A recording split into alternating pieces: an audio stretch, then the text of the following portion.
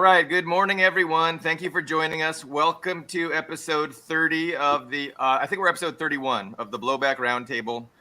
We got two very great, distinguished guests this morning. John Steppling is from Norway, live from Norway, I believe. Is that correct, John? Yeah, I'm not from Norway, but I am in Norway. Yeah. Thank you. Thank Tony, Dr. Anthony Monteiro, he said we can call him Tony. He is in Philadelphia, South Philly or? North Philly. Okay, North Philly.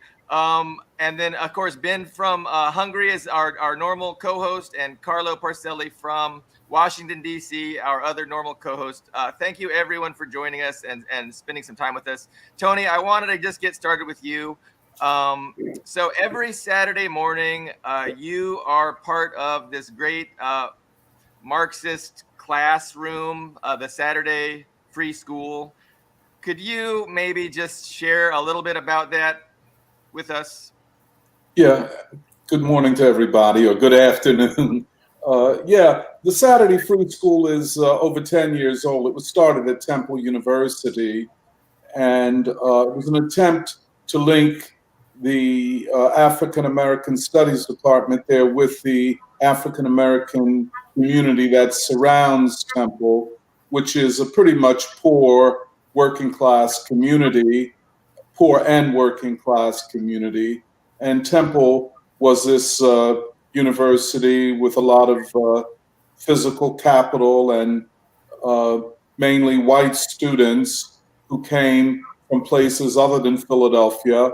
And increasingly, the university as a whole and most of its departments was separated from the people. And certainly it was an outrage for African American studies to become this kind of professional academic department, when in fact, African American studies were founded upon the struggle of the community and students, but the community made the difference.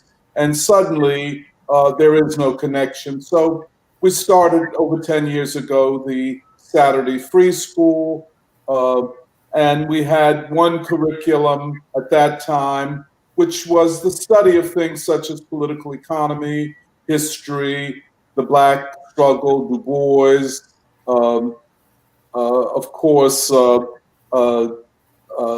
Baldwin, and so on, and it was a general thing. We left Temple about 8 years ago, and we went to a church located in the very heart of the African American working class community, a historic church known as the Church of the Advocate. And we were there about 8 years, and now we've moved from there. But our mission continues, and we believe that the political education of the people is central if there is to be any substantive movement forward. In terms of our philosophical foundations, of course, we are part of the revolutionary tradition that comes out of the 19th century in Europe, in particular Marx, and the early 20th century, the Russian Revolution. But we are also grounded in the scientific discoveries of W.E.B. Du Bois, in particular his magnum opus, Black Reconstruction in America, which we think rethought the class struggle in the United States. And if you want, we could talk about that, which will be a topic of the upcoming Winston Symposium. But also W.E.B. Du Bois, along with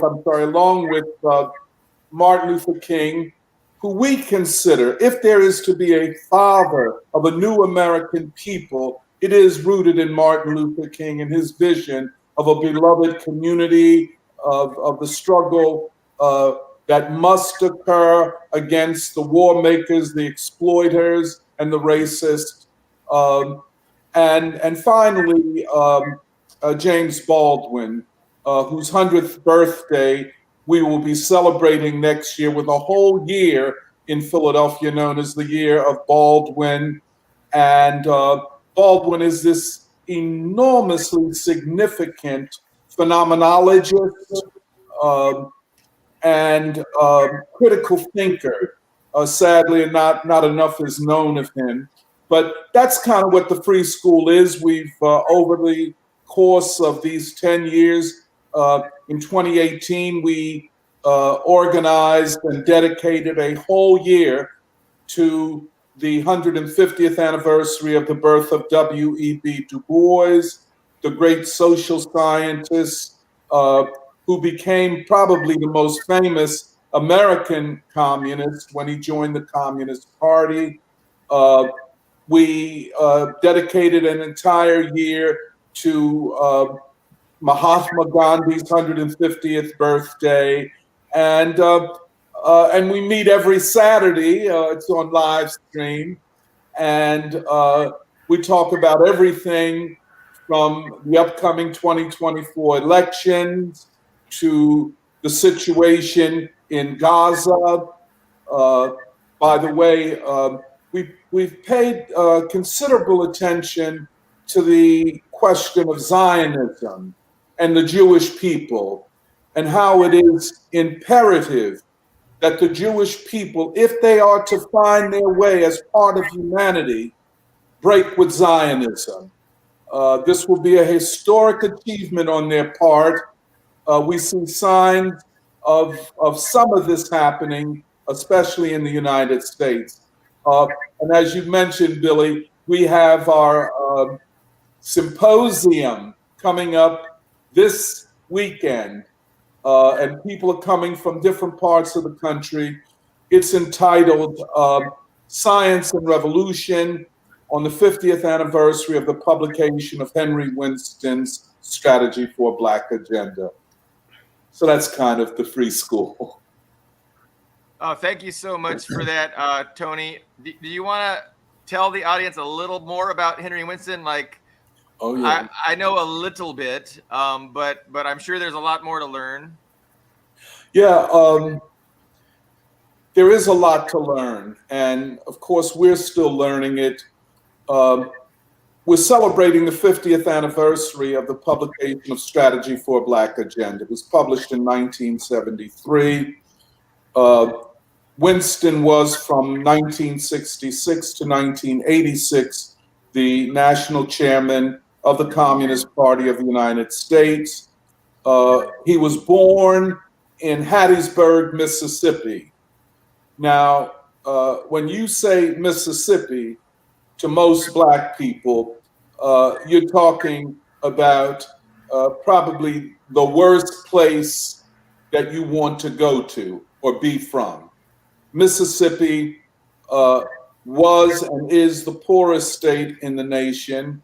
And when Winston was born, probably the most racist state, where lynching and racial terror were normal. He was born there in 1911. He and his family moved to Kansas City, Kansas, seeking better opportunity. There, when the Great Depression kicks off, he joins the unemployment councils, and he comes in contact with young people who were members of the Young Communist League. And of course, all kinds of discussions broke out about capitalism, about the Great Depression, whether there was a future for young people under capitalism. He joins the Young Communist League and quickly moves up the ranks to become its national organizational secretary. Very precocious, very, very intelligent man. He will go to the Soviet Union, to the Lenin School, to study Marxism, Leninism, a school that also hosted Ho Chi Minh and Deng Xiaoping and who knows who else, but many stellar revolutionaries of that period. He comes back to the United States. He joins the American military, a segregated armed forces, to fight against Hitler and to defend the Soviet Union and democracy. After the war, he comes back to the United States, And soon after, the repressive McCarthy period is instituted by the ruling elite. He is arrested, put on trial for his speech. Let's be real, for speech and the audacity to speak and to speak publicly and to debate his ideas publicly. What were his ideas? His ideas were for democracy and peace and end to racism and for socialism. He was not a terrorist. He did not conspire to, quote unquote, overthrow the American government by force. The Communist Party was a political party. It sought political means to achieve people's power. This is a long-term project which continues today. But then he's convicted. He goes underground for several years, but then eventually surrenders himself to the authorities. He was sentenced to 8 years. He did 6 of them in Terre Haute Federal Penitentiary. But in the time that he was in prison, because of intentional neglect of the prison authorities, he lost his sight completely. When he complained, they said, well, why don't you take an aspirin? And it was the tumor, the growth, that took his sight that would eventually in 1986 take his life.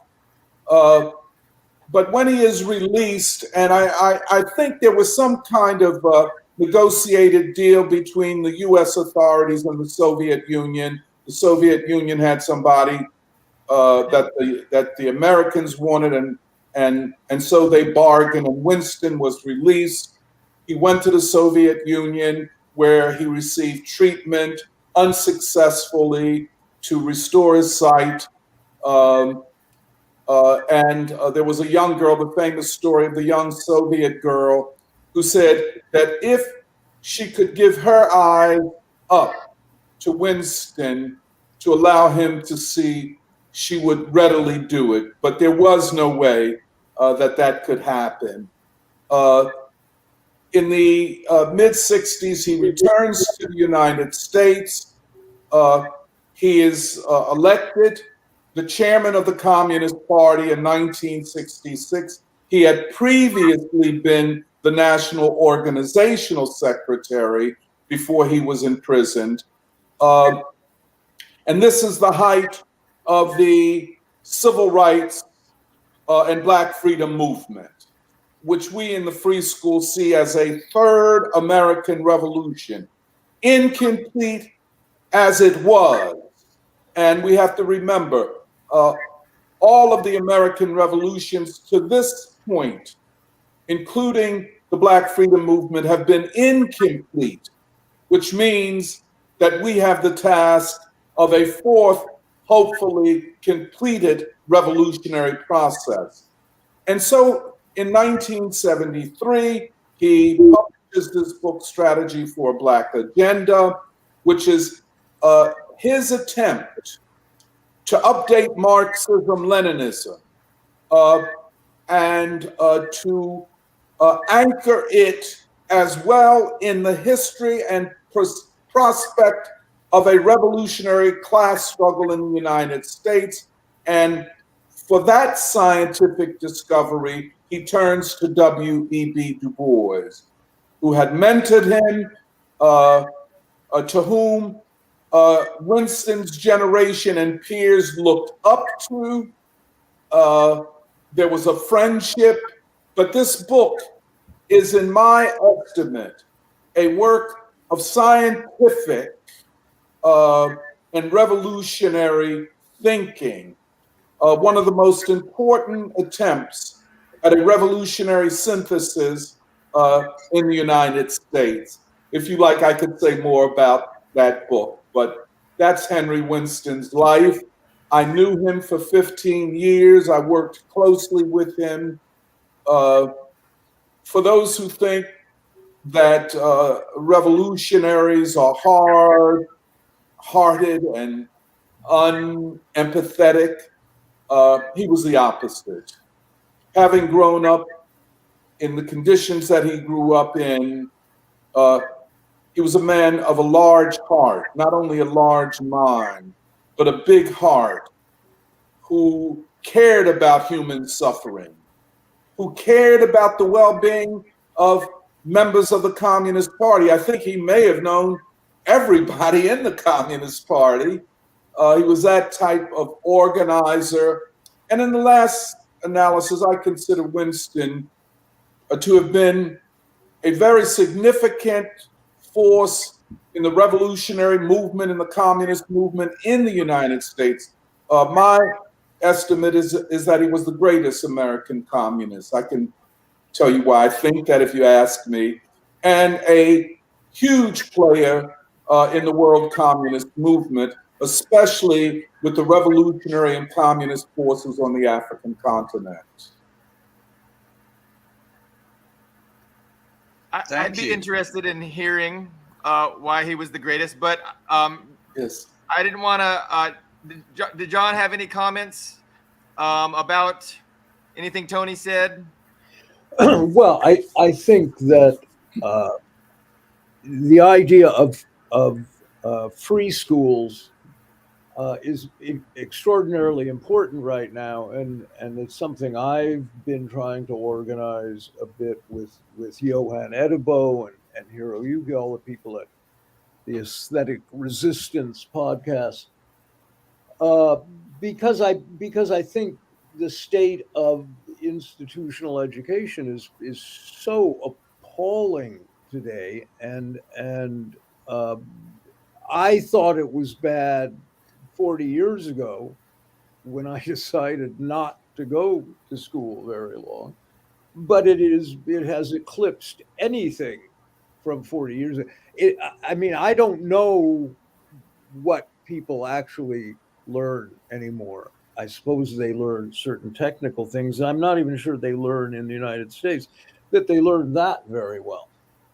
So neighborhood, community, free education, alternative education, teaching people to think, young people especially, teaching them to think critically, and correcting the revisionist histories that are out there is incredibly important. I mean, I know that we are going to inevitably segue to Gaza very quickly because it hangs like a pall over everyone. But I was reading an article that Corey Morningstar sent to me from the National Post, I guess is Canada, one of Canada's leading papers, and a journalist named Tristan Hooper. And he's very pro-Zionist, and he's and is Islamophobe and a hater of all things Arab and so on. And he wrote this op-ed that is a front page op-ed, the headline of which is "No, Israel is not an apartheid state." So I thought, well, gee, that's going to be interesting fictional reading. I should pour through that. And you get into I don't know what paragraph, and he says, and it's important to point out to people, because they have this misapprehension about Israel, Palestinians and Arabs have absolutely the same rights as Israeli Jews. Now, we know that's not true. Of course. It takes about a 30-second Google search to prove that's not true. The Israeli politicians are on record for saying they want nothing but extermination for Palestinians. They openly advocate genocide and ethnic cleansing and the second Nabka. There was the minister of sport the other day said, "I am proud to be a fascist." I thought, well, marks for honesty, but still, the National Post, a major newspaper, publishes this patently provable bit of, revisionist history, false history, lies, and propaganda. So I mention this because because you can talk to people. You can use this as an example. If you're, a lot of people will say, well, oh, maybe Israel's going too far, and I don't know, but those Hamas is terrible, and they're all terrorists and head choppers, and you say, yeah, but the information you have is incorrect, and at bottom, I'm getting to my point, vis-a-vis Tony here. I'm sorry. No, this is fascinating. Don't stop. Because at bottom, if you show this to people and you say, look, this is what you are being told, and it's a lie. It's not true. It's a lie. It's dishonest. It's this is pure mendacity, and it's raw. They will not care usually, because people have this capacity, it seems today, and this is lack of education again, to compartmentalize and somehow not invest. Being told lies is something that is so normalized and so expected, so anticipated today that you don't get a rise out of people. But what I try to emphasize when I engage with people on this discussion about Zionism, because also what Tony cogently said, and it's really should be the topic du jour, is Zionism has to end. As Hiroyuki Hamada, our friend, said, he wrote an article the other day that said Zionism is an arm of American imperialism.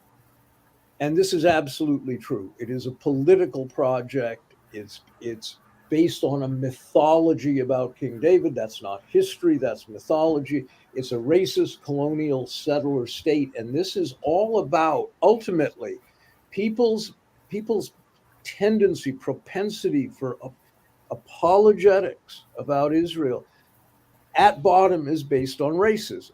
I mean, white supremacism is something that just you can never overestimate its power and influence and effect on what used to be called the master narrative, or whatever you want to call it. But people hate Arabs, hate Muslims. They've had however many generations of indoctrination with the American propaganda apparatus, and so that's their conditioned response. And even if you say, but they are blowing up little 4-year-old girls at nursery school, it doesn't matter. Yeah, but I would disagree slightly.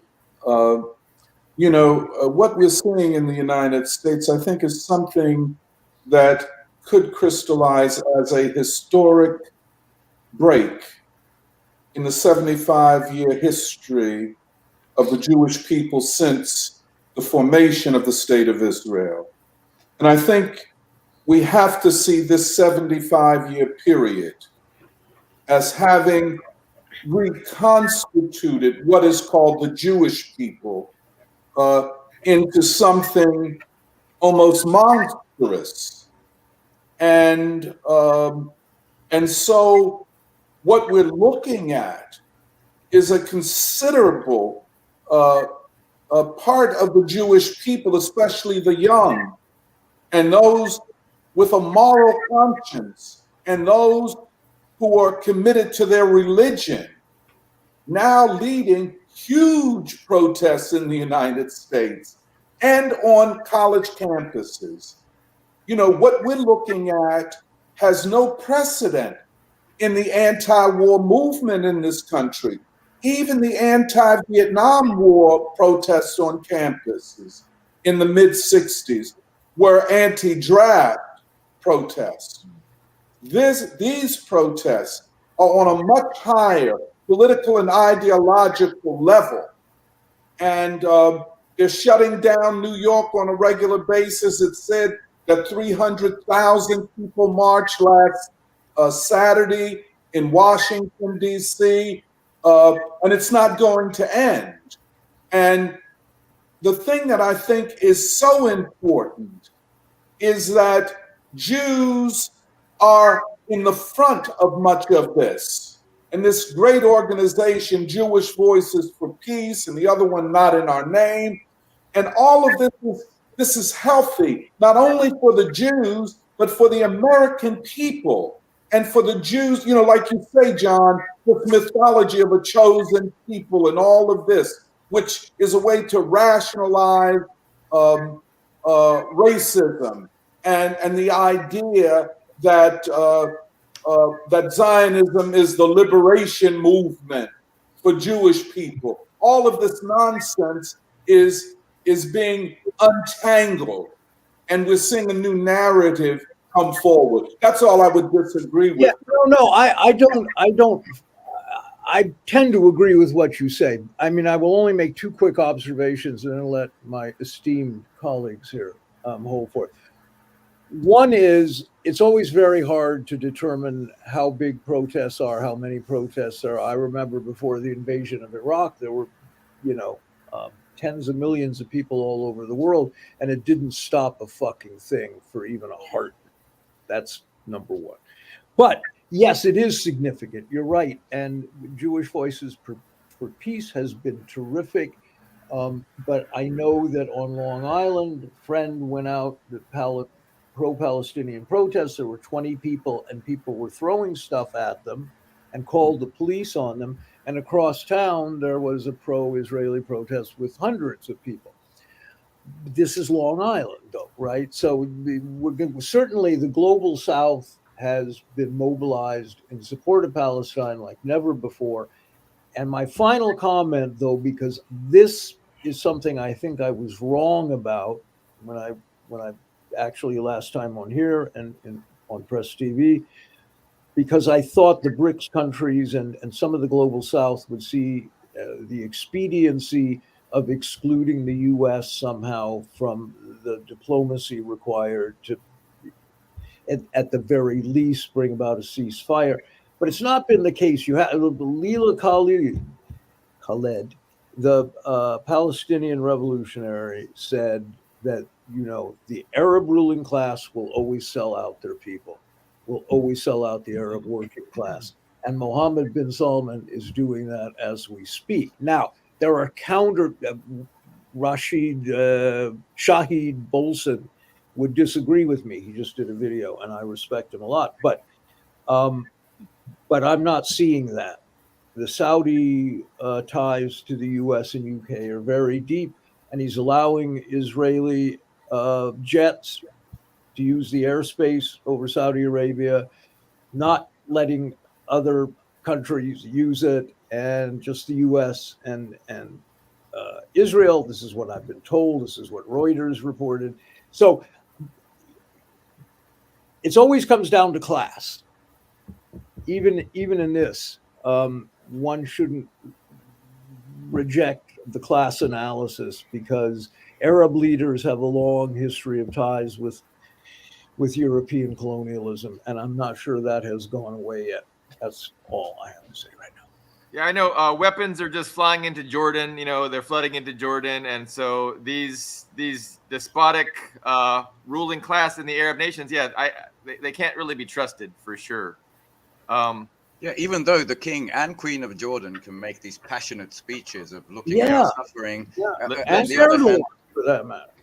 Yeah. I mean, tomorrow, not just your free school, which I wanted to go to. And by the way, the first thing, it was going around in my head as you were doing the intro. I'm sure you know this tiny singing lady who I love. She's called Mavis Staples. Does that ring a bell? That's my connection to the Black Church and the Martin Luther King, the civil rights movement in the US. And it had so much heart. And I missed that from a lot of the conversations. So much heart. But yeah, going back to your topic, Hassan Nasrallah's second speech is coming up also tomorrow. And there's also the Islamic Cooperation Summit or meeting in Riyadh also coming up. I mean, I think the famous and fantastic Pepe Escobar said that the Arab world or the Middle East or West Asia is not yet ready to stand firmly against the century of humiliation that they suffered at the hands of the US. So they're not ready to come together. But, I don't think this story has ended yet. The numbers keep going up. We see horrors every day, and public opinion, even in Russia, one of the very close connections with Israel has flipped around, not just in the region. So, Anthony, I just add it's global. It's not just in the US. Even in Hungary, where Orban is, we won't have terrorist gatherings. Yeah, we have terrorist gatherings, because we have the 13th largest Jewish population in the world. So this is a global popular. The people in the world won't stand for this. The leaders are trying to sit on multiple seats, but yeah, you're right. Something has changed, and I think dramatically. That's what I wanted to add. Carlo, can we put you on the spot, or we can, if you had any thoughts, but I don't want to. No, I'm perfectly content to listen at this point. Tony, if you wanted to talk a little bit more about Henry Winston and maybe try and, explain how, learning about him can help us to better analyze what's currently going on. Yes, and to Ben, I very much agree that this is a world political movement. It's not yet crystallized where you have a central organizing center of it, but people in their probably billions are horrified at this. Politically, leaders of countries like Jordan and Saudi Arabia cannot overlook, and Egypt cannot overlook the depth of the political alliances that ordinary people are making with the Palestinian people and against Israel. I don't think Israel has ever been this isolated. I think, if I could just make a prediction, they're going to lose in the battle for Gaza and for Gaza City. They're not prepared to fight the type of war that it will take. The Israeli public is deeply divided, almost like a civil war division in that country. Netanyahu is probably the most unpopular Israeli leader in its history. I think when you put so many of these variables together, and here I agree with you, Ben, we're on the cusp of something. And as revolutionaries, we're not, how would you say, trying to be Pollyannish about this. But as revolutionaries, we're always looking for those possibilities. Yes. And we have utmost faith in the capacity, whether that capacity is always realized, but in the capacity of working people, of the working classes, to struggle and fight. And, we've had a strike wave over the past summer and spring here in the United States. Very good. But that does not exhaust the capacity of the working class. And it must fight for peace if it is to fight to secure whatever economic gains it makes. So that's why we're doing Henry Winston. A lot of ways, the way I'm talking is the logic of his politics. That is to say, that he believed that a revolutionary process was possible in the United States. He defined the objective, the immediate objective of the revolutionary process was the fight against war, against imperialist wars, and thus for peace, but then the fight for democracy, at the core of which was the fight against racism and white supremacy. He believed in a broad alliance.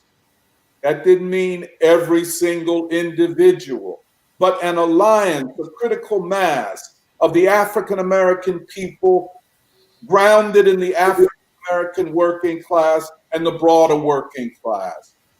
He believed, and I think this is accurate and so on, in the centrality of the struggle for Black freedom to the struggle for democracy and for working class unity. So we think that this thinker, barely known, hardly understood, even within what goes for the Communist Party of the United States, has insights and thinking which can be of great meaning and importance, especially to young people at this time.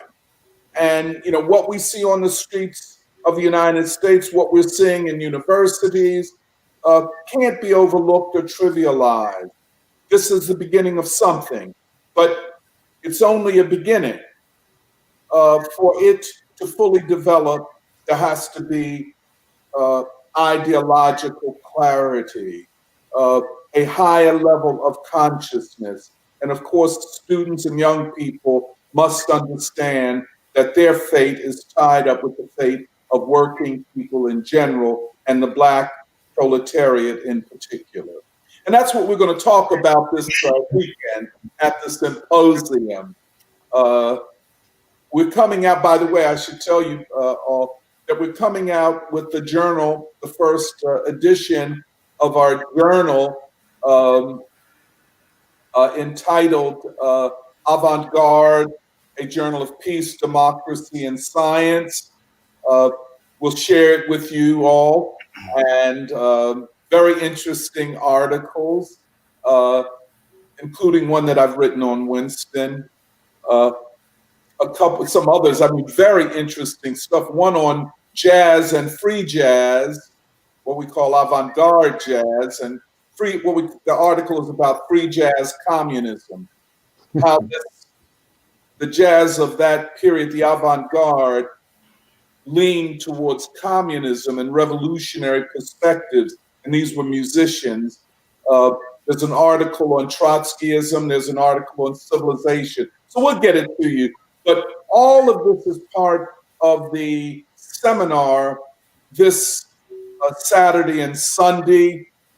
We in the Free School have put together a documentary on Henry Winston, which I think you will find very interesting. People who have never known him or seen him, to see this man, the way he was thinking.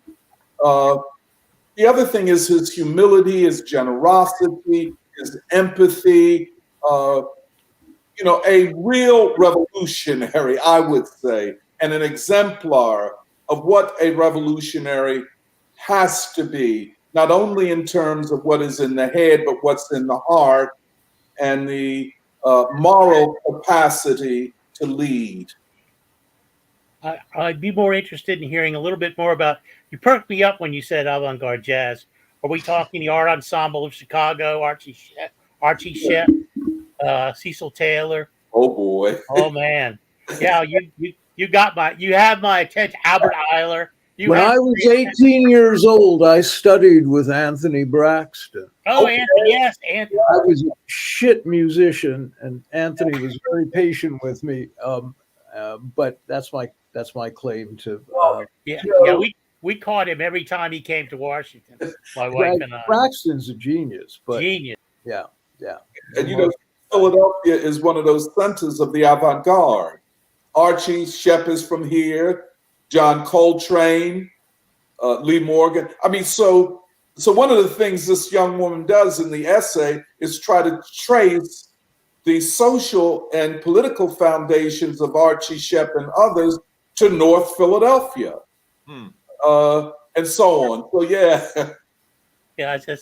that's great. That's great. I know we can watch this. Yeah, I'm sorry. Go ahead. Yeah, we shot. Well, I was going to say, I know we can watch the Saturday Free School. It streams live on Facebook. Where else can people go to check it out, Tony?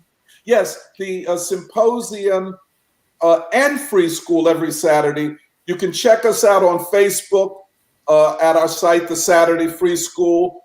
You can also check us out on YouTube at the Saturday Free School. And now we're on Twitter, the Saturday Free School. So we'll be live streaming. And Carla, even though the Free School is packed with young people, hey man, I'm over the hill compared to them, but packed with young people, they prefer jazz and avant-garde jazz. That's great. Yeah, my wife is over here, and she's going tell them about her experience with Archie Shepp. We went to hear Archie at the One Step Down in Washington, and during between sets, the whole band came to our table and sat with us. It was a glorious night. So yeah, Talking to you, man. and Archie's poetry was so revolutionary and so impactful, and but so woven into the music. It was a brilliant piece. Brilliant. Henry Winston associated with a lot of poets. I don't know if you. Yeah. There's Rosalie, our unseen star of the show. She's feeding me all this stuff. John, I interrupted you. I'm sorry. So what No. I was. You know, there's a million threads to pick up on here. I think if I were to play devil's advocate at all, because I'm not. I hope everybody is right that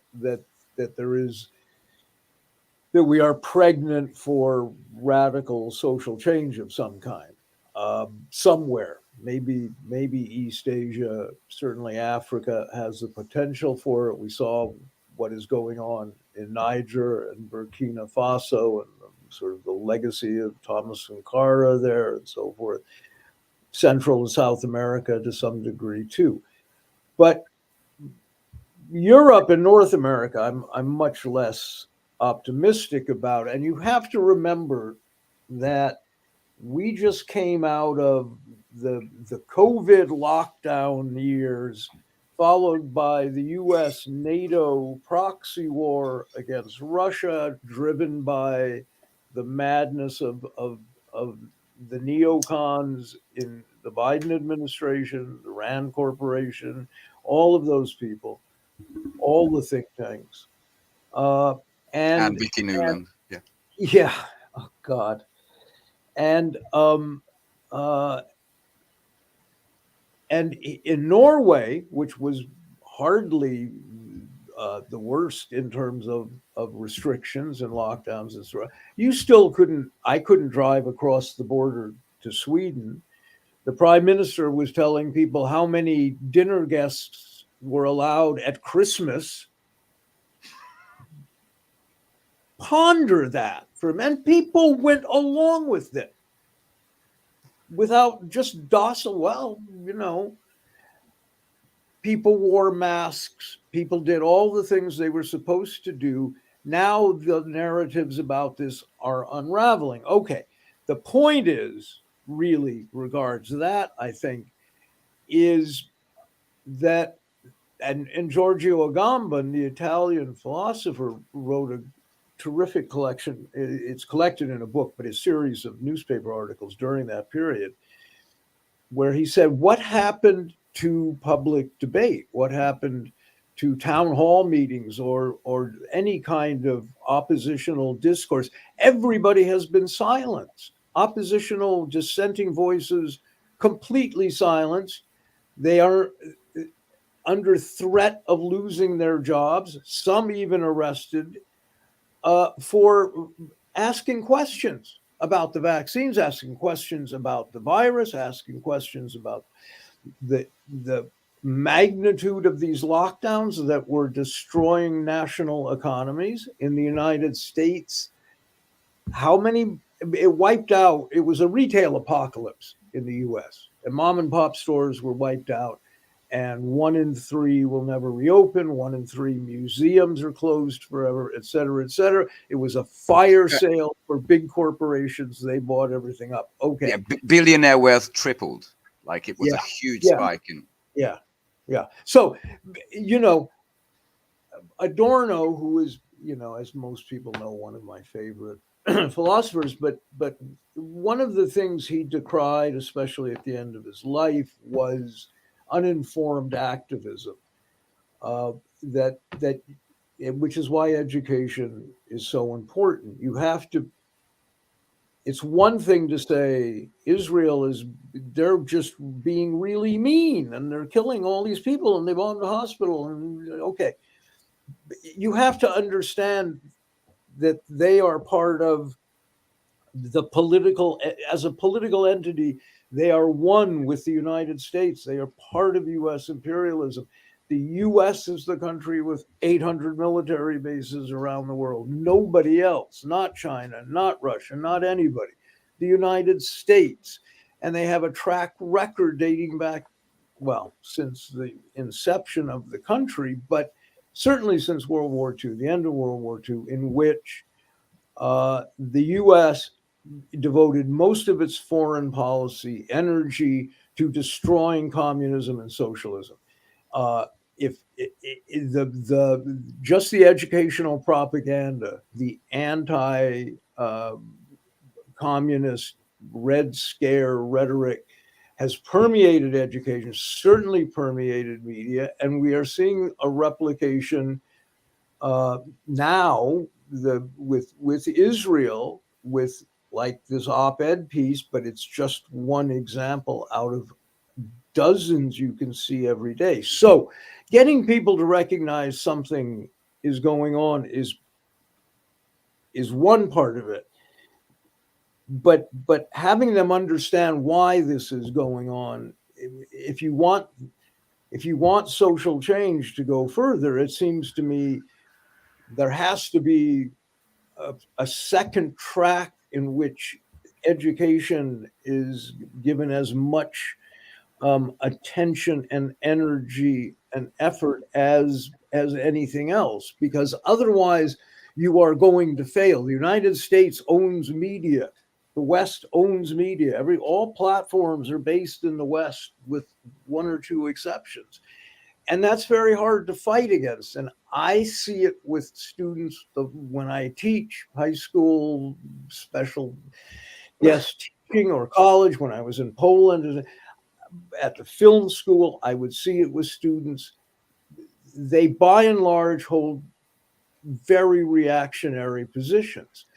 And not at, the poorer schools. The working class tend to have a greater innate native intelligence than that educated 30% sort of haute bourgeoisie. But those are the people that are visible. Those are the people that control media. Those are the people that work night and day to shape the storyline for these events. And but John, before Anthony, I was thinking before anybody responds, maybe we could watch something. It's just under 2 minutes. I don't know if you had the chance of the latest Republican debates. Nobody cares. But one after the other, all of them said that they would deport supporters of the Hamas terrorist organization, even if they're students. They're at the point of deporting people who support Hamas or Palestine, basically, because that's what it equates to now. But this one really opened my eyes. And John, for being the devil's advocate, you have no idea how right you are. I'm completely with you. Let's listen. Let me know if you have good audio.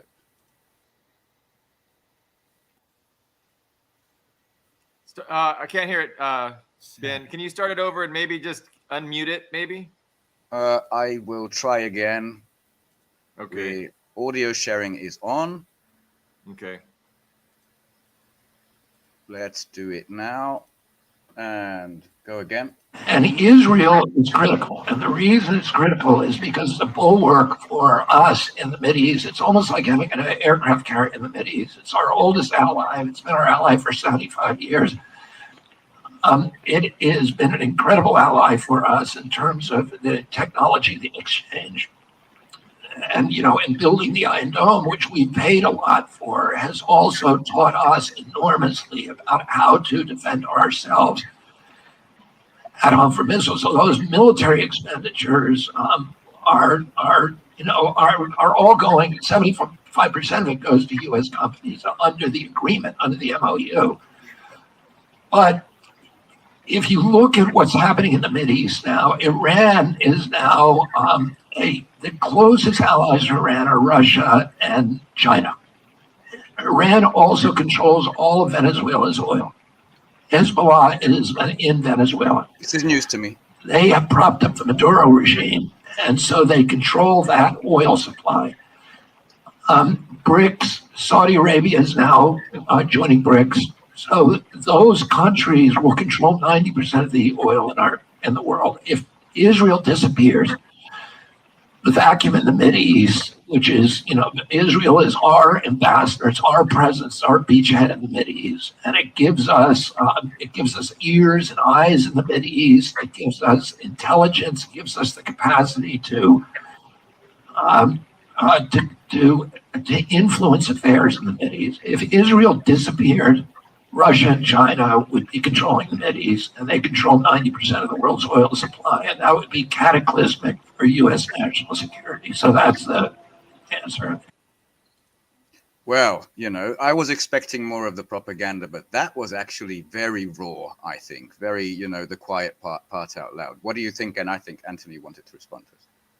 Well, I think Robert F. Kennedy Jr. is making a pathetic, how would you say, clown of himself. I mean, he goes around talking about his uncle, John F. Kennedy's peace speech in 1963, which is a great speech. And Robert F. Kennedy Jr., ends up like this. He announced that he was running as an independent in Philadelphia, and we went there.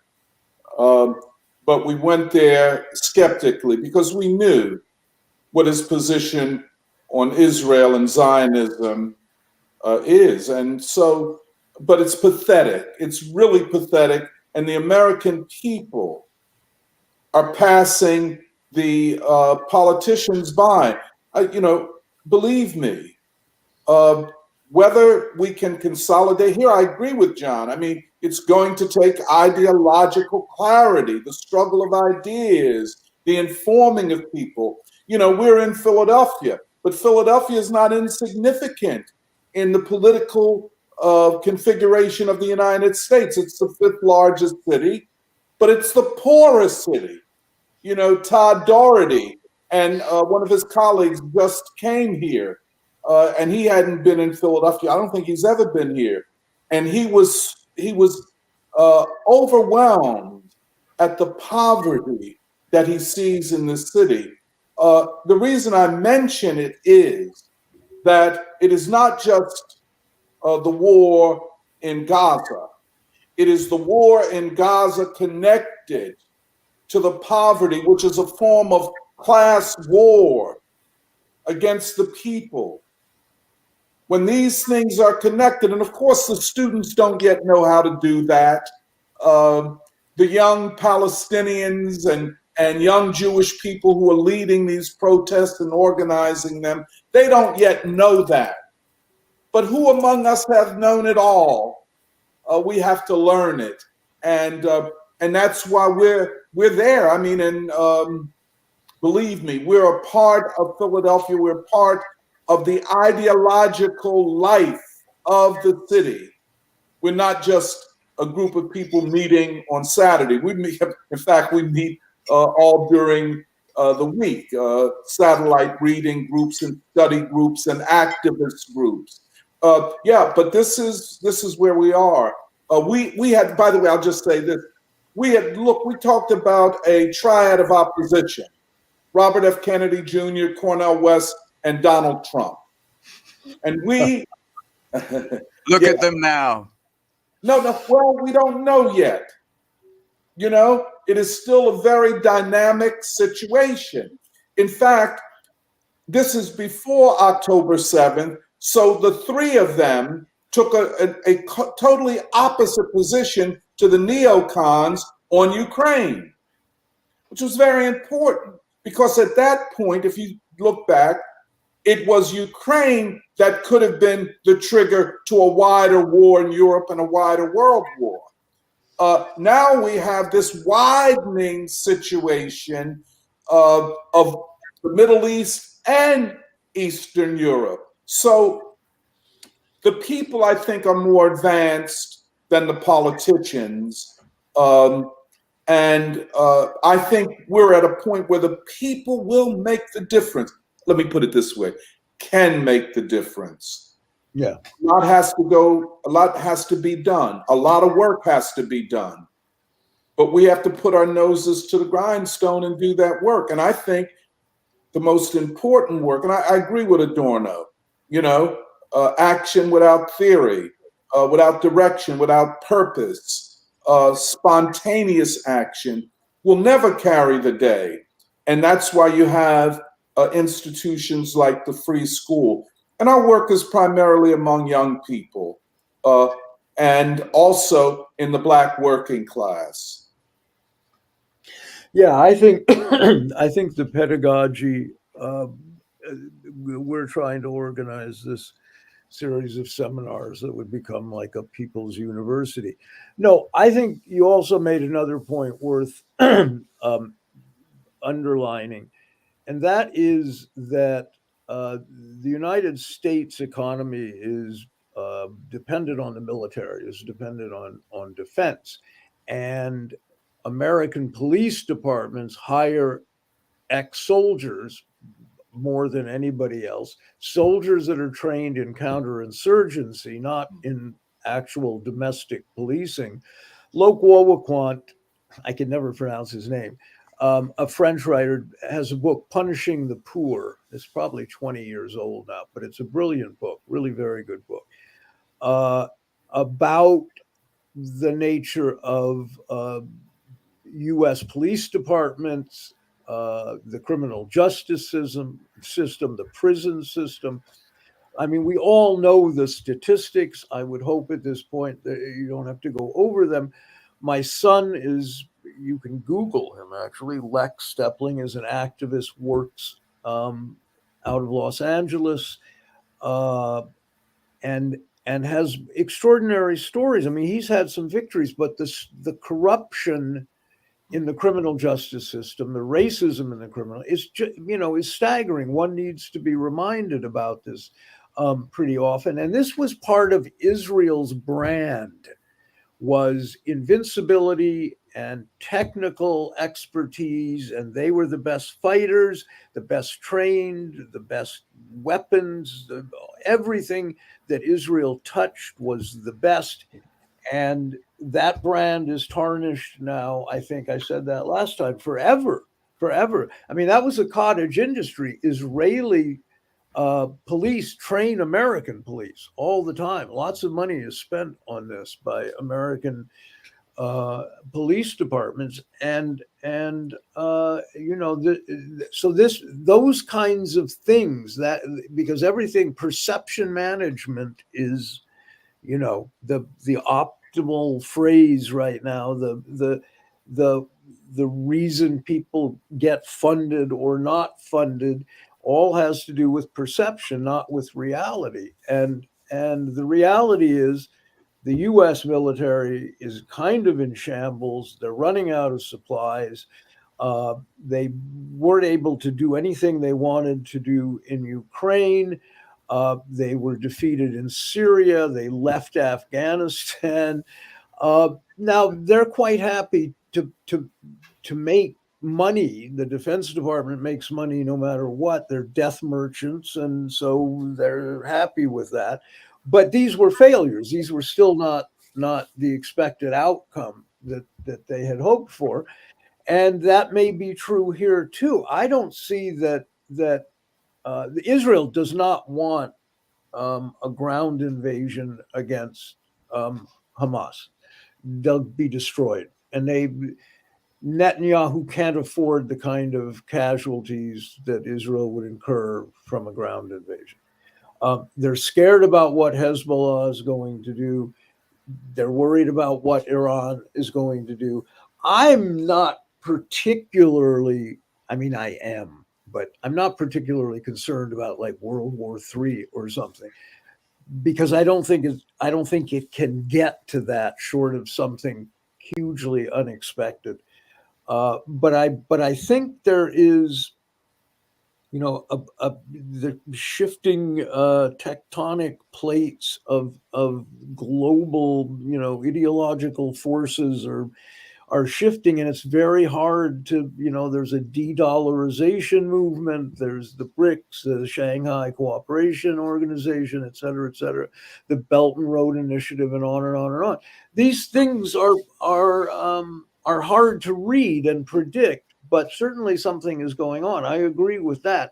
I'm not sure I agree that that people are nearly educated enough to make smart decisions right now. But we shall see.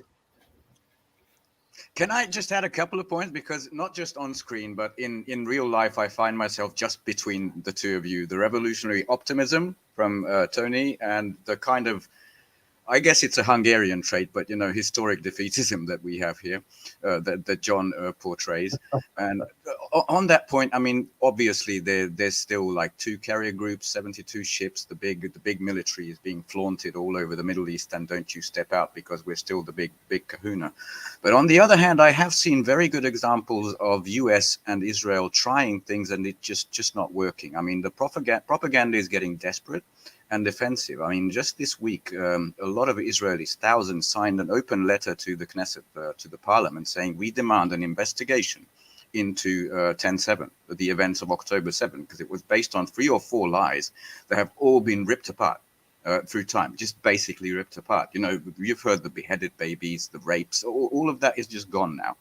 And the other one was Barcelona. God bless the dock workers of Barcelona, who refused to load any boat that goes either to Ukraine or to Israel.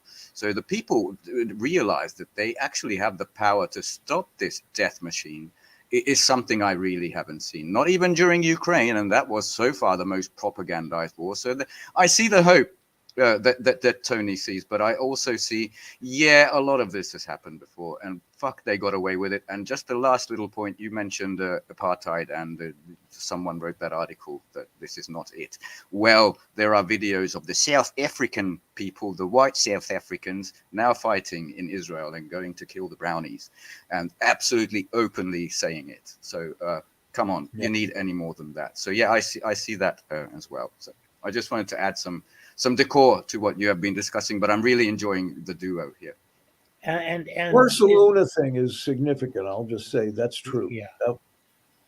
Yeah. And the Mossad, having linked up with the CIA for so long, has spent so much of its capital that you end up with situations like Colombia, which has broken diplomatic relations with Israel over this. Yeah. Colombia, of all countries, of course, they now have a center-left president, but still, it's very radical. In my mind, over my experience, it's a very radical move. It's unprecedented. Just to get a few more small items of current events in here, and then John's next. Okay, I wanted to say that Paraguay, which is the last sort of ally of so-called Taiwan, has now opened to investment to China. So they see that's changing. That was always the reflexive, U.S. vote at the UN. That was Paraguay. And second, this fucking CIA big honcho, who is the current one? He landed in Egypt. Burns. Burns. Bill Burns. He landed in Egypt, and hey, you guys should sort of manage Gaza after the war with Israel, and they said no. And the other one was diplomatic, like private things, but it got leaked. Sent private messages to President Biden saying, we, the leaders of Arab countries, we have lost the Arab public opinion for at least a couple of generations. Wow. That I thought that was enormously significant. That we can play this game. Final thing, this was in the Atlantic Council. Can you think of more Atlanticist outlet last week, where they said, well, this reminds us a little bit of 1956 and the poorer neighbors, which is Egypt, Jordan, Lebanon. If we actually turn our backs on them, others could pay their debt, because there's Russia and there's China. And think about 1956, and they're talking about the Suez Crisis, and the Soviet Union jumped in to finish that that beautiful dam. I'm blanking on it right now. And we could do the same. So let's pay them off. And it turns out it didn't work. Not with Jordan, not with Egypt. This payoff scheme. I think Netanyahu also said, "We'll cancel." I don't know how he has the authority, but we'll cancel all your debt at the World Bank if you agree to just take in all the Gazan Palestinians. Just some current events. I would just, and John or Ben, just one other country I would mention. Yes. Turkey. This is, I think, quite significant. I'm one of these people that believes in a lot of ways that what you see among leaders is often based upon what the leaders see in their own people. this is a tremendous time. And you talk about Colombia, you talk about Bolivia, you talk about South Africa, these, and of course, Saudi Arabia is not sitting on the fence and is not allied with Israel. We don't know completely how it's going to end up. But I would say geopolitically, we're looking at something very different than even a year ago. And I think the defeat, imminent defeat in Ukraine is very, very important. And I would say all of this might be conspiring to bring the Biden administration down. And I don't shy away from saying it. We have to defeat them. This administration must be defeated. And whatever it takes, this is the most warlike administration probably in American history. I don't rule out Third World War and even nuclear exchanges. They're talking too much about it. This Israeli minister, and they're talking about North Korea and using nuclear weapons and placing nuclear weapons all over the place. It might not happen, but we cannot rule it out, and we must, as part of the political education of the American people, raise this threat. The struggle for the Palestinian people must be connected to the struggle against nuclear war, against the military-industrial complex, and to defeat the Biden administration and the neocons that are running it. Hear, hear. Well, I don't disagree with any of that, and trust me, I am not blasé about the number of nuclear weapons out there in the world, and administrations like the one in Tel Aviv. I mean, these are fanatics. These are crazy people. We talked about it. Ben Gvir and Yoav Gallant and I mean, when Miko Peled, who was always very circumspect, he's an Israeli. His father was a general. He became a peace activist. When he begins to sound worried, and when he actually comes out and says Zionism has to end, you can't have a racially pure colonial project like it. When somebody like that, he would not have said that 10 years ago. You have to sit up and pay attention. There's no question. And Colombia and these different countries, that minister in Spain said Netanyahu should be in the dock at the criminal court. And there have been a lot of statements, even Erdogan. We'll see what happens. And we talked last time about who's going to run for president from the two war parties. I'm still saying Michelle Obama, and for the Republicans, DeSantis probably. But it is such a clown show now that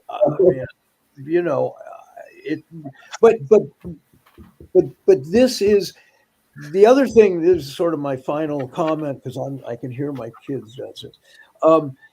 Is the crisis in the U.S. of homelessness, poverty, inequality, the fact that the U.S. still has the largest per capita and in real numbers prison population in the world, among the worst prison conditions in the world, absolute racial inequality in the entire policing system and the judicial system, shocking numbers. Anybody who has had any experience with it, I have, knows the reality.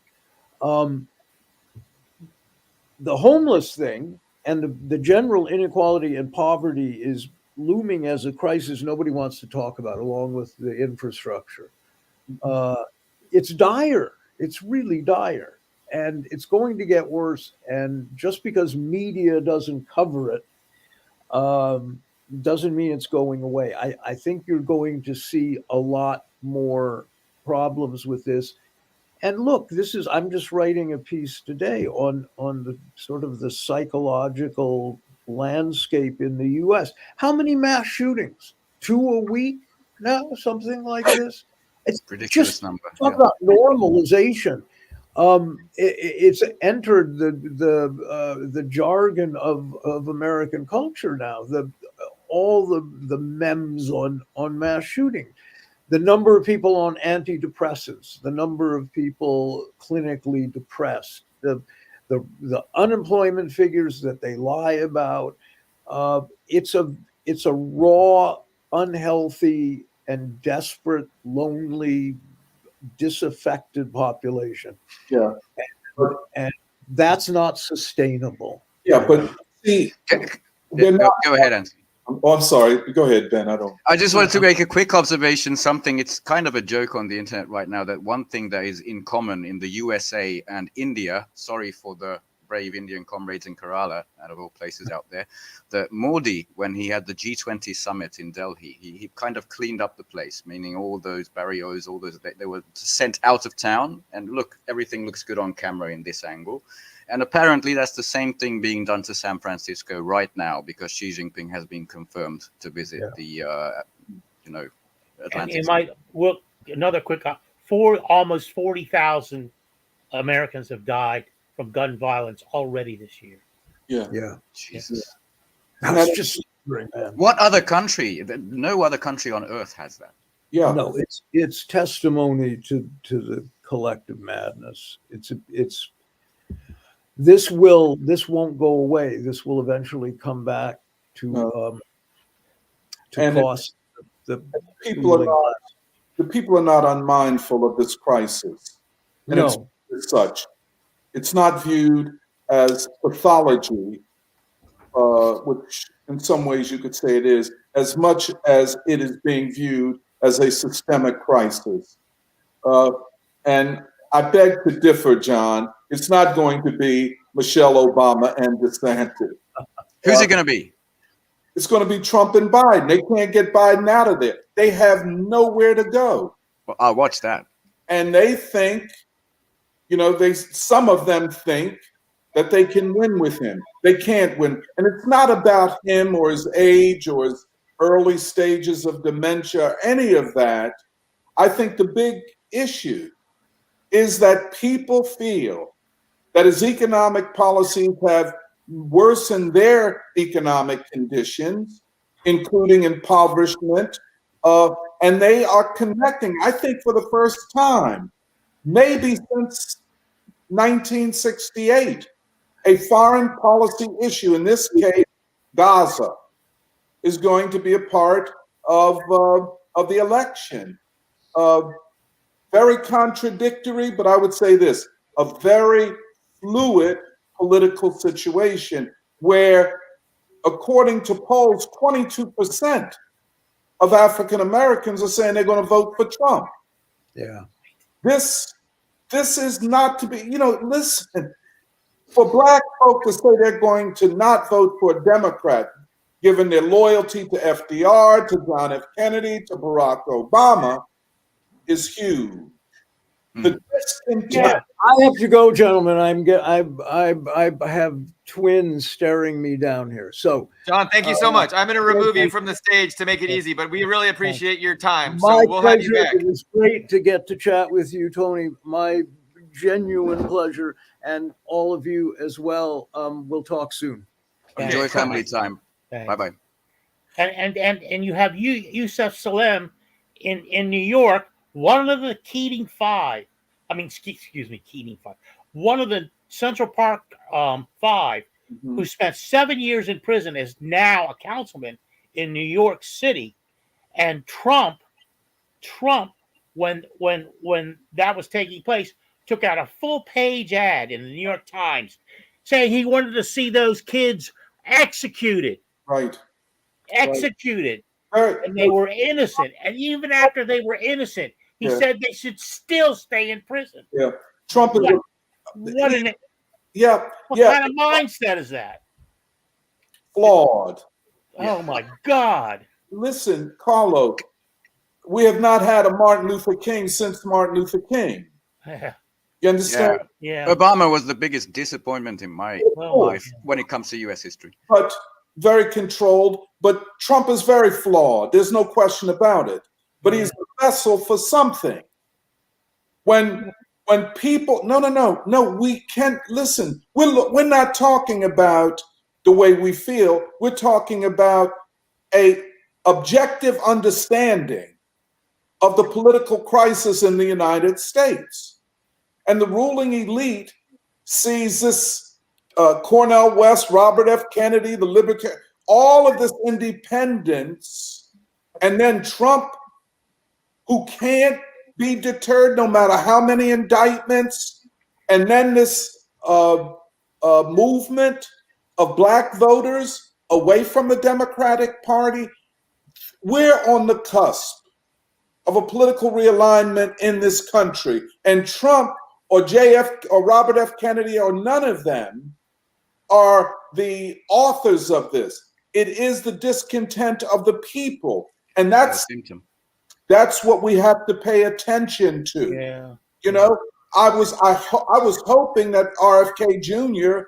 would perform better, but he's weak ideologically. That's why I wanted to play that. I was so shocked. Yeah, very shocking. Cornell is my friend, and you know I'm a champion of his, but he misunderstands what fascism is. He said Trump is a neo-fascist thug and Biden is a milquetoast liberal. Well, let's look at it. When do you separate fascism from war? And Biden has given us nothing but war. Mm-hmm. So we take what we can get, but at the same time, I think keeping the focus upon the masses of people. The only thing, or the main thing I think that Biden is going to run on is that he upholds democracy against the fascist Trump. Yeah. Yeah, good luck with winning that. Before, I don't want to get too bogged down, but the economic aspect I think is equally important, because the last little vassal, which is the EU, is right now exporting bed bugs to the world. It's absolutely sinking and freezing at the same time. While in the US, like the 33 trillion debt, just to service that, right, is over $1 trillion a year. It's over the military budget, and that means $200 million every hour.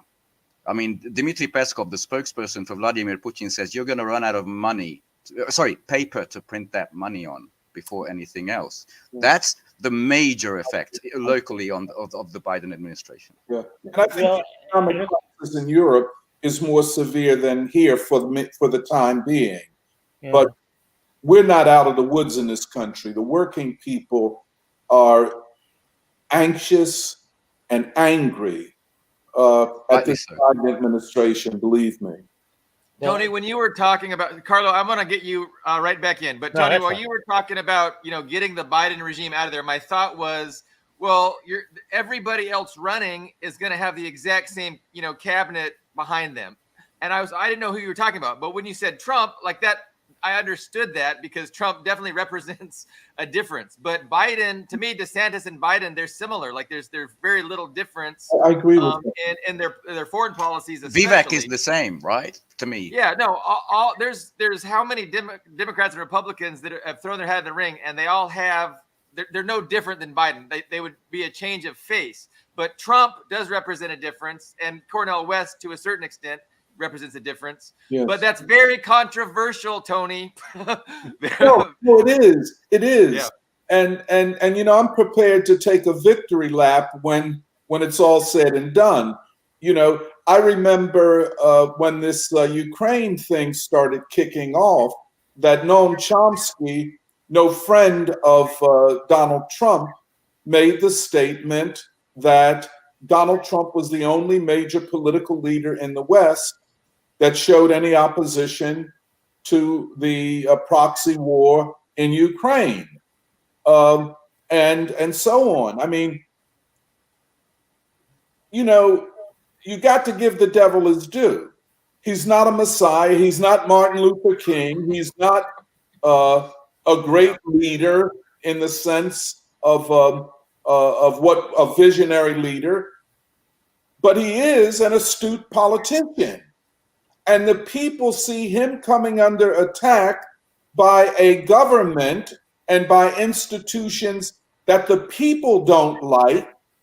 And they say, why are they dragging this guy through the courts? Why are they doing this on the cusp of an election, a presidential election? And they're saying if they hate him that much, there's probably something to be said for him. And, you know, I know among black folk are, I just can't express it to you. You know, let me just say a quick thing.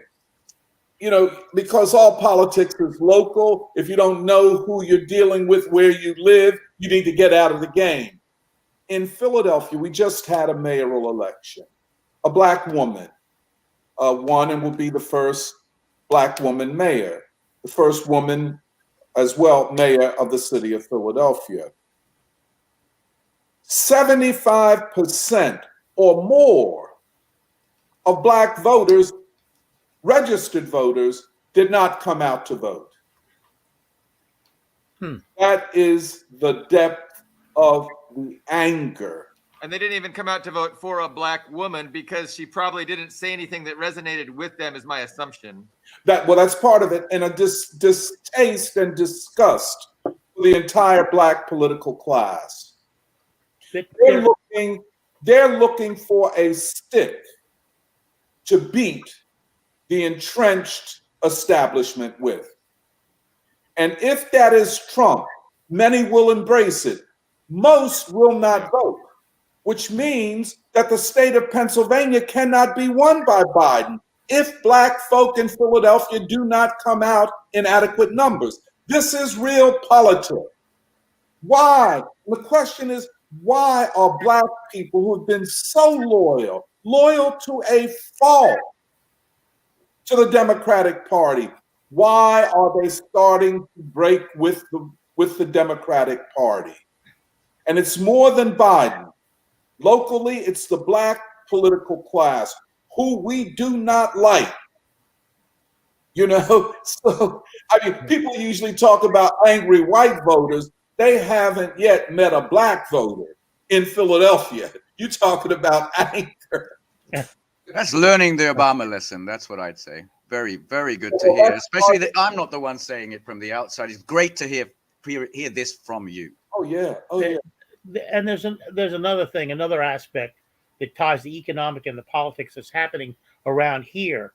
And I've informed Ben and Billy Bob about it. The FBI headquarters, which was downtown. If you've ever been around it, it's hemmed in on all sides.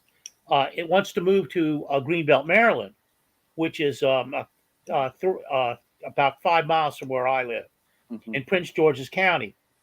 Now, we live in a majority black county, and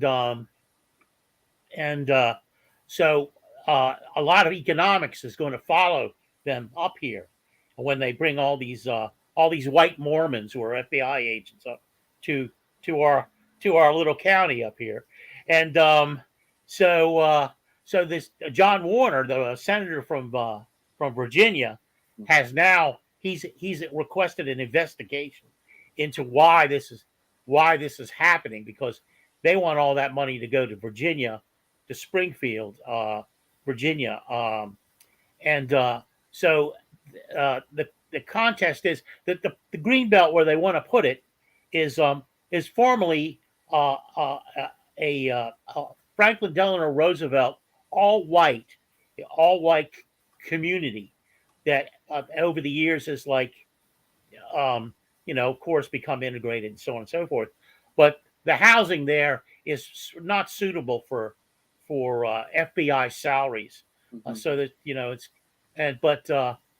it's interesting because the minute there's an attempt to sort of improve the lot of people in my county, then there's somebody else that'll rise up and want to take away the largesse that would follow it. Now we have Goddard Space Flight Center and a good piece of the Department of Agriculture up here, but this is a whole new game. This would be a big game changer, but I would guarantee that now that Warner has stepped in, it's probably not going to happen. And the boon. He wants that FBI money up in his state. this is the kicker. I don't know if you guys pay much attention to this, but 7, I think it might be 8 of the richest counties in the United States are around Washington, D.C., because everyone goes to the trough. And Prince George's County, where we are now, is the richest African American county in the country, and but still, we don't have that kind of clout, that kind of sway, that this stuff isn't constantly snatched out from under us, and we remain basically underdeveloped compared to the rest of the counties, especially the Beltway bandits in Northern Virginia, those kind of places. The places that have been recently where hundreds of people have been caught using Asian prostitutes in this huge prostitution sting over there. So, but anyway, I'm getting a little off base, but I just wanted to throw that out there. I for one don't really want the FBI here, frankly, to be quite honest. It'll drive housing values up, and my property tax will go through the roof again, because we're getting gentrification now because we have 2 subway stops and that sort of thing. So I would wish they'd go somewhere else, frankly. But a lot of people would benefit, and I don't think it'll happen. So. Tony, I identify as one of those people that could never bring myself to vote for Trump. But I mean, I get a lot of pushback. It's a very divisive issue, but I absolutely agree with you. And I know a lot of people are disappointed for me to say that. I don't understand how people think Biden is not as bad as Trump. That's confusing to me. But very, very divisive issue. I'm getting a lot of pushback in the chat. Yeah, I see one of them. Yeah, but isn't that what comes with the territory? We're not.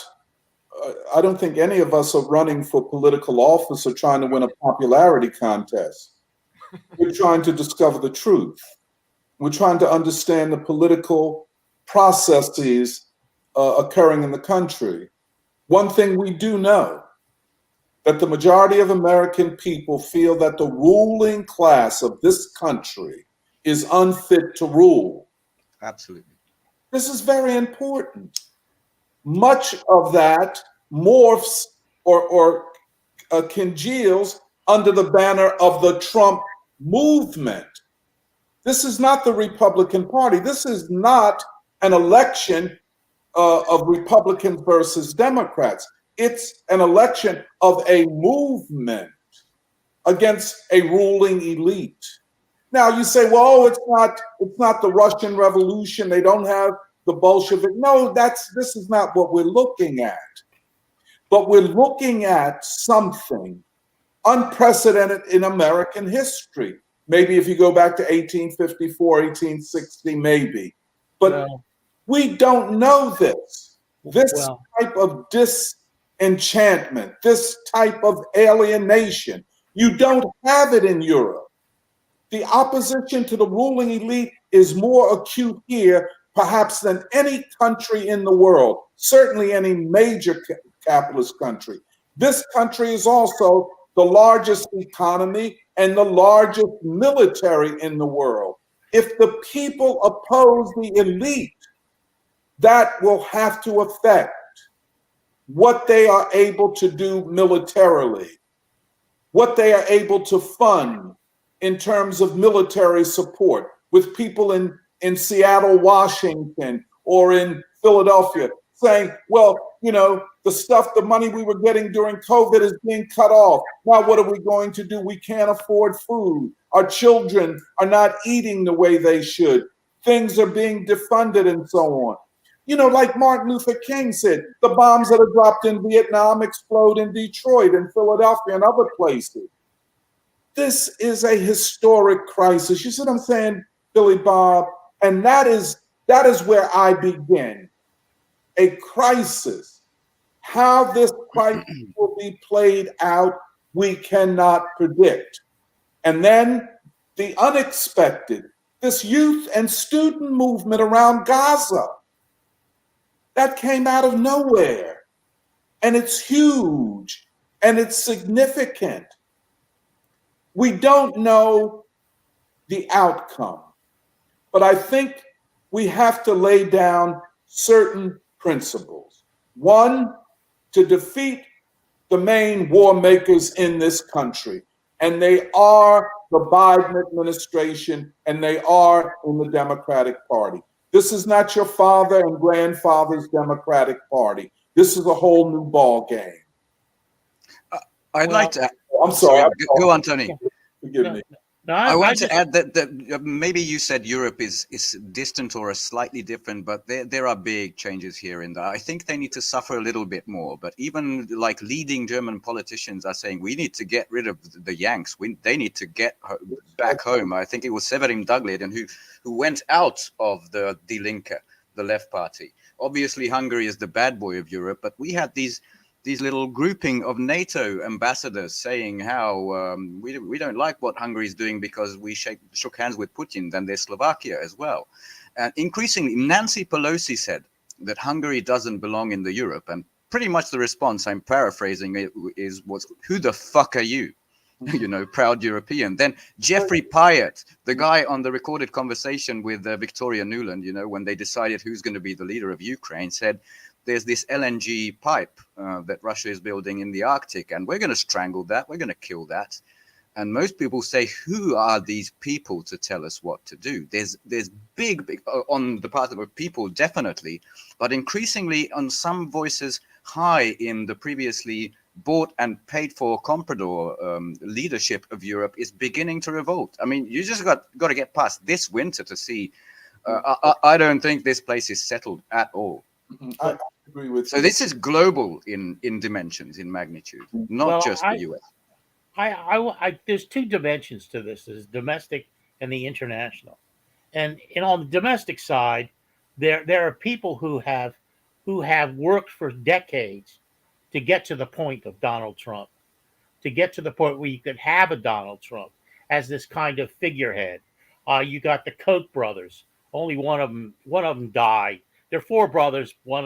Two of them were involved in ALEC and all of this domestic manipulation, where you in local politics, you put your people in, and then you build up to Congress. Now there's dozens of these people, Steve Bannon acolytes in the Congress. This guy Johnson, who's just been named Speaker of the House, is one of those nut bars. On the one level, he's nutty as the day is long, racist as the day is long, manipulative as the day is long, and on the other hand, he's someone who is in a position of authority and can kind of make a rational rationally. Can I ask a question? Sure. A question. If all of this is true, and probably it is, the question is, what is to be done? What do we do? Well, Lenin's words. What do we do? Well, personally, I don't think Trump has. Look, let me give you an example. When Bolton was in close to Trump, in the cabinet, or when he wasn't in the cabinet, I think was he National Security Advisor. Yeah. Trump was.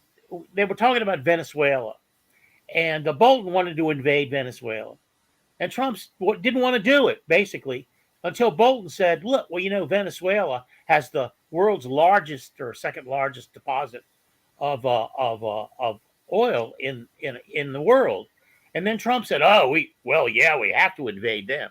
I mean, the guy is not. He's not really running the show anymore than Biden is running the show. It's a bunch of people behind him. Carlo, we're all disappointed that he didn't clear this. What is to be done? What is to be done? Of millions of people. Well, I think what is to be done. I kind of agree with what you're saying, but maybe in a more irrational sense. Okay. I think we should just let it. We just got to let it collapse in on itself, and an accelerationist. Work with the rubble that's left. I don't think there's anybody that can catch it in flight and correct its course. I uh, on any side. I think it really. I hate to say this, but has to base just completely implode. See, and I guess, and so Billy and Ben and Carla, we're back to Henry Winston and the symposium this week. You know, I think Full circle. Yeah, full circle. Yeah, I think that you know, I might seem to be naive, too optimistic, not skeptical or critical enough, but I don't think so.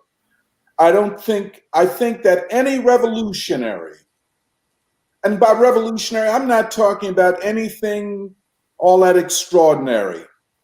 I don't think that any revolutionary can sit back and say, let it collapse, and I'm waiting for it to collapse. This is a time where action can be taken. The ideological crisis of the state is so great. We have opportunities, and we must take advantage of them. Sure, none of us has, you know, 1 million people that we can call into the streets and follow us on a revolutionary platform. But, you know, this idea far from equilibrium dynamics, the butterfly effect, in this situation, small movements can make huge differences. If I could use the Russian Revolution as an example, when Lenin came back on a train supplied by the Germans who were at war with Russia, which was a risk, when he came back to Russia, there wasn't much of a Bolshevik party, but he always believed, and I think he was right about this, ideas can decide the outcomes of political events. We're at such a time. It's not going to happen immediately, but the crisis is unbelievable. I wouldn't wait. I don't think we should wait for the whole thing to collapse and then try to build from the ruins. I think we have something to say about how the crisis is resolved. That's all I would say. Yeah. Ideas can change results. I would have made that the title of today's show. I think that's what it should have been. Thank you. Yeah, Tony, you've been with us a whole hour and 40 minutes. We really appreciate your time. I wish you all the luck in the symposium this weekend. It sounds awesome. I would have liked to have come. I know a lot of my Facebook friends are attending. So, you know, all the best in that regard. You know, we could really continue this conversation for several hours without any, you know, conclusion. But I just want to thank everybody. Ben, did you want to say anything? And then Carlo, definitely you can say. No, I really enjoyed the exchange well, especially the optimism we see here. And yeah, I didn't want to add anything that the ideas can shape outcomes. So really, that's the title drop. And we should have used that if we knew somehow that this was going to be the conversation. I just want to say it's heartening that young people are willing to listen to avant-garde jazz. Hey, very heartening. On that note, thank you, everybody. Thanks, Tony, again. Thanks, John, for coming by. And we'll be back on Tuesday for episode 32. Thank you very much. Thank you very much.